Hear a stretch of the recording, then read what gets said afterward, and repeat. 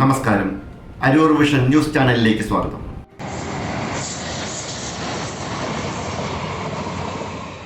കേരളത്തിലെ രണ്ടാമത്തെ ഏറ്റവും നീളം കൂടിയ റെയിൽവേ പാലത്തിൻ്റെ നിർമ്മാണം ദക്ഷിണ റെയിൽവേ ആരംഭിച്ചു.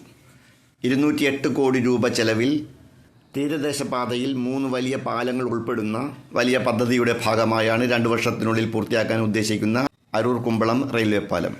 തീരദേശ ഇരട്ടിപ്പിക്കൽ പദ്ധതിയുടെ ഭാഗമായി വേമ്പനാട് കായലിനു കുറുകെയുള്ള രണ്ടാമത്തെ റെയിൽവേ പാലത്തിൻ്റെ നിർമ്മാണത്തിൻ്റെ ഭാഗമായി ഭൂമിയുടെ ബലം സിമൻറ്റ് ബ്ലോക്കുകൾ നിരത്തി പരിശോധന ആരംഭിച്ചു. അരൂർ സെൻറ് അഗസ്റ്റിൻസ് പള്ളി സെമിത്തേരിയുടെ സമീപമുള്ള റെയിൽവേ പാലത്തിന് സമാന്തരമായി പടിഞ്ഞാറ് വശമാണ് പുതിയ പാലം വരുന്നത്. 854.5 മീറ്ററിൽ സംസ്ഥാനത്തെ രണ്ടാമത്തെ നീളം കൂടിയ റെയിൽവേ പാലമായിരിക്കും. 2 വർഷം കൊണ്ട് പദ്ധതി പൂർത്തിയാക്കാനാണ് ലക്ഷ്യമിടുന്നത്. തീരദേശപാത ഇരട്ടിപ്പിക്കുന്നതിൻ്റെ ഭാഗമായി എറണാകുളം അരൂർ സെക്ഷനിൽ 208 കോടി രൂപ ചെലവിൽ 3 പാലങ്ങളാണ് വരുന്നത്. കോന്തുരുത്തി നെട്ടൂർ കുമ്പളം എന്നിവയാണ് മറ്റു 2 ഈ പാലങ്ങളുടെ എല്ലാ പ്രവൃത്തികളും 2 വർഷത്തിനുള്ളിൽ പൂർത്തീകരിക്കാനാണ് ലക്ഷ്യമിടുന്നതെന്ന് പദ്ധതിയുടെ ചുമതലയുള്ള റെയിൽവേ അഡ്മിനിസ്ട്രേറ്റീവ് ഓഫീസർ അറിയിച്ചു.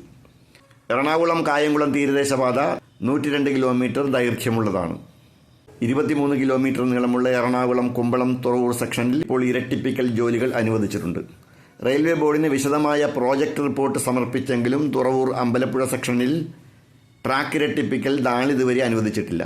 അമ്പലപ്പുഴ കായംകുളം സെക്ഷനിൽ ഇരട്ടിപ്പിക്കൽ പൂർത്തിയായതായി അധികൃതർ അറിയിച്ചു.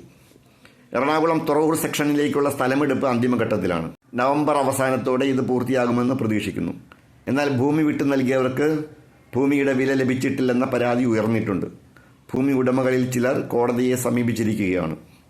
ഭൂമിയുടെ യഥാർത്ഥ വില നൽകാൻ റെയിൽവേ അധികൃതർ തയ്യാറാകാത്തതാണ് കാരണം.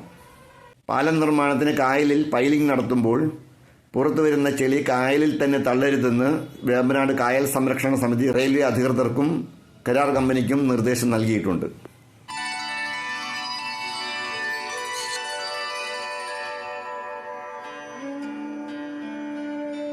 അരൂർ വിഷൻ ന്യൂസിന് വേണ്ടി LS അശോക് കുമാർ. നന്ദി.